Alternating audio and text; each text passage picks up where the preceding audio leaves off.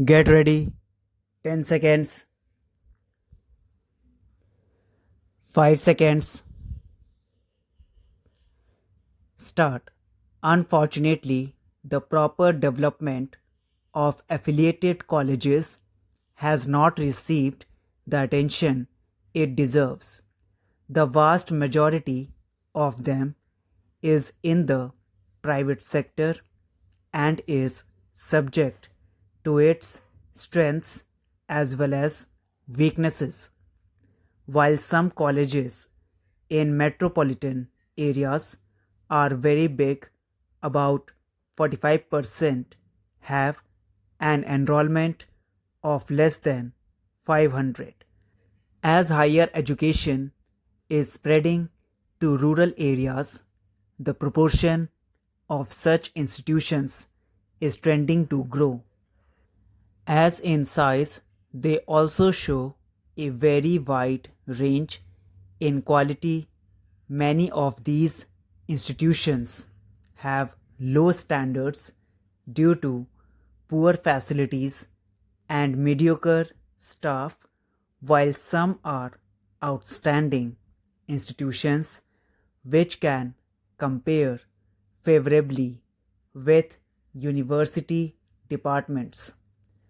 Their finances are often unsatisfactory, especially because the grants in aid systems are generally out of date and often badly administered.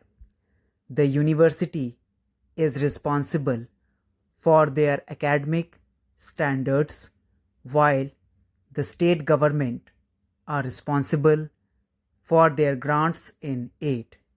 The dichotomy also adds to their difficulties, especially because the close collaboration needed between the two is sometimes absent.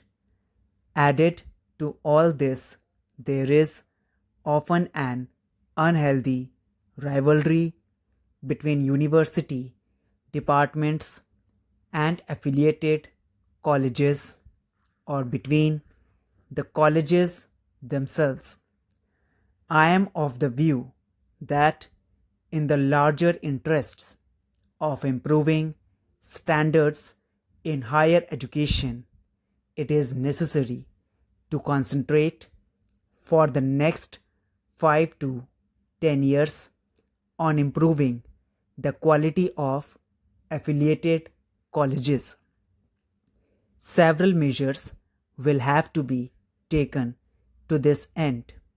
The location of colleges will have to be carefully planned so as to avoid the creation of small institutions which tend to be uneconomic and inefficient. Our attempt should be to ensure that within about 5 years or so of its establishment, each college must have an enrollment of not less than 500. The courses to be provided in colleges should be carefully coordinated, especially where a town or city has more than one college. Intensive programs of in service education through summer institutes and other means should be developed for the staff affiliated colleges. The system of grants in aid should be liberalized so that the colleges can afford to have adequate staff of high quality as well as good teaching facilities. The universities should strive to assist the colleges to supplement their facilities through common programs, and a much closer liaison should be built up between the universities and state governments in a common program to improve standards of colleges in the country. Delhi provide, I think, a good example of what the close collaboration between a university and its colleges should be. All colleges, including those set up by government, are under the control of their own autonomous bodies. The remuneration qualifications of teachers in the colleges and university is the same, and methods of recruitment are similar. The teaching programs are very well coordinated. The grants in aid is liberal and is given by the University Grants Commission on the recommendation of the university. The results of this approach have been outstanding, and the Delhi colleges have given a much better account of themselves than in many other areas. It would be a good thing if the Delhi model is adopted elsewhere, also in other metropolitan areas and big cities in the first instance, and then generalized to other areas in the light of experience gained.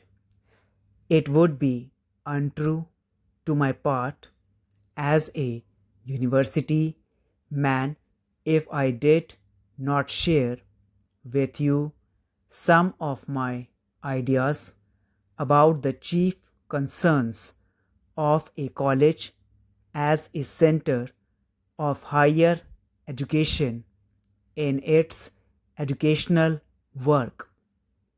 The first thing that comes to my mind is its concern for the individual and the spiritual.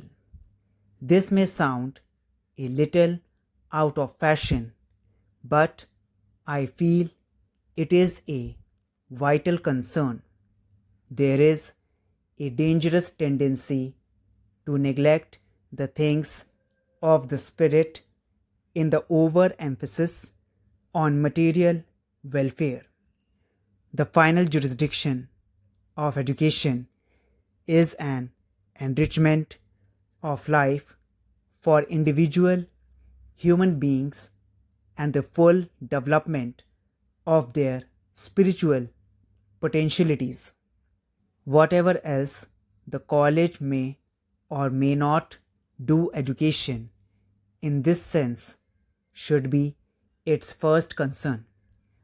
Its second main concern should therefore be to organize its work as to make the realization of this educational aim possible.